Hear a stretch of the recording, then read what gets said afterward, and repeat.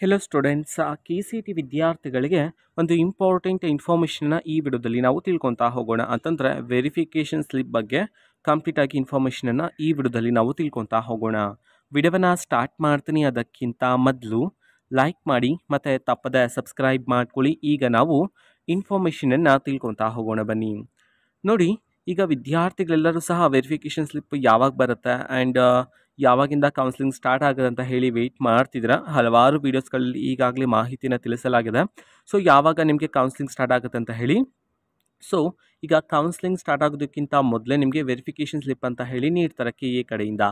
ಅದು ಯಾವಾಗ ನೀಡ್ತಾರೆ, ಆ ವೆರಿಫಿಕೇಷನ್ ಸ್ಲಿಪ್ ಪ್ರೋಸೆಸ್ ಸ್ಟಾರ್ಟ್ ಆಗೋದಕ್ಕಿಂತ ಮೊದಲು ಇನ್ನು ಯಾವ್ಯಾವ ಪ್ರೋಸೆಸ್ ಬಾಕಿ ಇರುತ್ತೆ, ವೆರಿಫಿಕೇಷನ್ ಸ್ಲಿಪ್ಪಿಂದ ಏನೇನು ಯೂಸ್ ಆಗುತ್ತೆ, ಬನ್ನಿ ಕಂಪ್ಲೀಟಾಗಿ ಈ ವಿಡಿಯೋದಲ್ಲಿ ತಿಳ್ಕೊತಾ ಹೋಗೋಣ.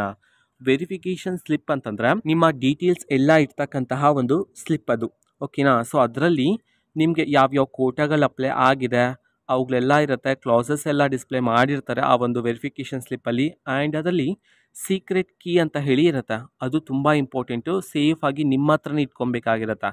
ಯಾಕೆ ಅಂತಂದರೆ ನೀವು ನೆಕ್ಸ್ಟ್ ಆಪ್ಷನ್ ಎಂಟ್ರಿ ಮಾಡ್ತಿರಲ್ವಾ, ಸೊ ಆಪ್ಷನ್ ಎಂಟ್ರಿ ಮಾಡುವಾಗ ಲಾಗಿನ್ ಆಗೋದಕ್ಕೆ ಆ ಒಂದು ವೆರಿಫಿಕೇಷನ್ ಸ್ಲಿಪ್ಪನ್ನೇ ನೀವು ಪಾಸ್ವರ್ಡ್ ಥರ ಯೂಸ್ ಮಾಡಬೇಕಾಗತ್ತೆ, ಓಕೆನಾ. ಸೊ ಅದಕ್ಕೋಸ್ಕರ ವೆರಿಫಿಕೇಷನ್ ಸ್ಲಿಪ್ಪಲ್ಲಿ ಇರ್ತಕ್ಕಂತಹ ಒಂದು ಸೀಕ್ರೆಟ್ ಕೀ ತುಂಬ ಇಂಪಾರ್ಟೆಂಟು. ಒನ್ಸ್ ನಮ್ಮ KA ಕಡೆಯಿಂದ ವೆರಿಫಿಕೇಷನ್ ಸ್ಲಿಪ್ಪನ್ನು ಬಿಡುಗಡೆ ಮಾಡಿದ ನಂತರ ಆ ಒಂದು ವೆರಿಫಿಕೇಷನ್ ಸ್ಲಿಪ್ಪನ್ನು ಪಡ್ಕೊಂಡು ನಿಮ್ಮ ಹತ್ರ ಸೇಫಾಗಿ ಇಟ್ಕೊಳ್ಳಿ, ಓಕೆನಾ. ಆ್ಯಂಡ್ ಈಗ ವೆರಿಫಿಕೇಷನ್ ಸ್ಲಿಪ್ ಬಗ್ಗೆ ಗೊತ್ತಾಯಿತು ಏನೇನಿಗೆ ಯೂಸ್ ಆಗುತ್ತೆ ಅಂತ ಹೇಳಿ, ರೈಟ್. ಈಗ ಒಂದು ವೆರಿಫಿಕೇಷನ್ ಸ್ಲಿಪ್ಪನ್ನು ನೀವು ಎಗೈನ್ ಕಾಲೇಜ್ಗೆ ಅಡ್ಮಿಷನ್ ಆಗ್ತೀರಾ, ಸೊ ಅವಾಗೂ ಸಹ ಬೇಕಾಗುತ್ತಾ. ಅದೇ ರೀತಿ ನಿಮ್ಮ ಹತ್ರ ಸೇಫಾಗಿ ಇಟ್ಕೊಳ್ಳಿ. ವೆರಿಫಿಕೇಷನ್ ಸ್ಲಿಪ್ಪನ್ನು ನಮ್ಮ KA ಕಡೆಯಿಂದ ಬಿಡುಗಡೆ ಮಾಡೋದಕ್ಕಿಂತ ಮೊದಲು ಯಾವ ಪ್ರೋಸೆಸ್ಗಳು ಪೆಂಡಿಂಗ್ ಇದೆ ಅಂತಂದ್ರೆ, ಮೊದಲಿಗೆ ಕ್ಲಾಸಸ್ ಇದೆ ಅಲ್ವಾ, ಕ್ಲಾಸ್ A ಕ್ಲಾಸ್ B ಅಂತ ಹೇಳಿ, ಆ ಕ್ಲಾಸಸ್ಗಳಿಗೆ ಎಲಿಜಿಬಲ್ ಲಿಸ್ಟ್ ಮತ್ತು ನಾನ್ ಎಲಿಜಿಬಲ್ ಲಿಸ್ಟನ್ನು ಬಿಡುಗಡೆ ಮಾಡಬೇಕಾಗಿರುತ್ತೆ ನಮ್ಮ KA ಕಡೆಯಿಂದ. ಆ ಒಂದು ಎಲಿಜಿಬಲ್ ಲಿಸ್ಟಲ್ಲಿ ಬಂದಿರತಕ್ಕಂಥ ವಿದ್ಯಾರ್ಥಿಗಳಿಗೆ ಮಾತ್ರ ಮೊದಲಿಗೆ ವೆರಿಫಿಕೇಷನ್ ಸ್ಲಿಪ್ಪನ್ನು ಬಿಡುಗಡೆ ಮಾಡ್ತಾರೆ, ಆ ವಿದ್ಯಾರ್ಥಿಗಳಿಗೆ ಮಾತ್ರ. ಸೊ ಅವ್ರು ಮಾತ್ರ ಪಡ್ಕೋಬೋದಾಗಿರುತ್ತೆ.